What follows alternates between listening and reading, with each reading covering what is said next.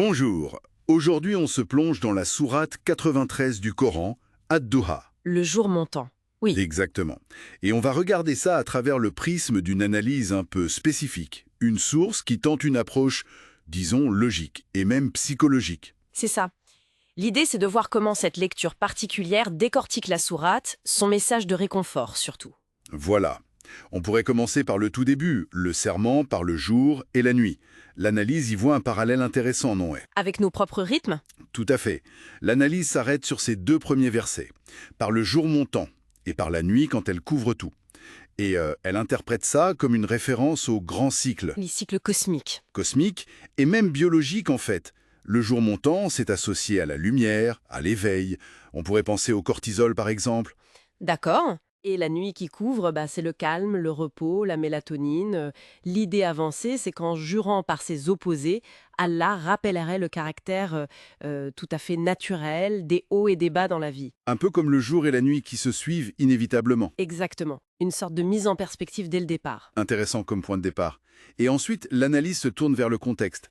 La situation rapportée du prophète Mohammed, paix sur lui. Oui, une période de doute, d'angoisse, apparemment liée à une interruption des révélations. Et là, le verset 3 arrive comme une réponse directe. Ton Seigneur ne t'a ni abandonné ni détesté. C'est la lecture de ce verset qui est assez frappante dans l'analyse. Oui, parce que l'analyse rapproche ça d'une technique qu'on appellerait aujourd'hui un recadrage cognitif. Un recadrage? En gros, l'idée, c'est d'identifier la pensée négative ici, le sentiment d'abandon, et de la contrer explicitement. Ça fait penser à certaines approches psy, comme les TCC. Les thérapies cognitivo-comportementales. Voilà. Et les versets juste après, le 4 et le 5, qui parlent d'un avenir meilleur, la vie dernière est meilleure, et ton Seigneur t'accordera, sont vus comme un encouragement. Une projection positive, en quelque sorte. Oui, un encouragement basé sur l'espoir, le long terme, un peu dans l'esprit de ce qu'on appelle la psychologie positive, même si le terme est moderne, bien sûr. Mais est-ce que l'analyse explique comment ça fonctionnait concrètement à l'époque, sans nos outils thérapeutiques actuels?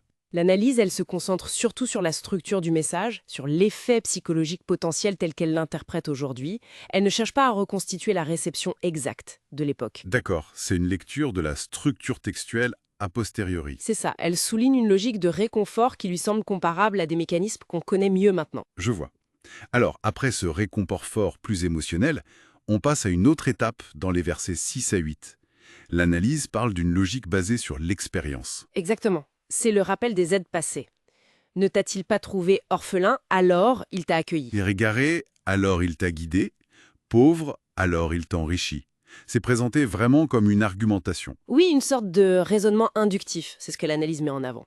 Le message sous-jacent serait « regarde ton passé, Ton expérience. voilà, Dieu est déjà intervenu positivement, donc logiquement, tu peux avoir confiance pour l'avenir. » Ça mobilise la mémoire, l'émotion liée au souvenir. Le soulagement passé. Oui, et une certaine logique. Si ça a marché avant, ça marchera encore. Pour renforcer la confiance, quoi. C'est une approche assez pragmatique finalement.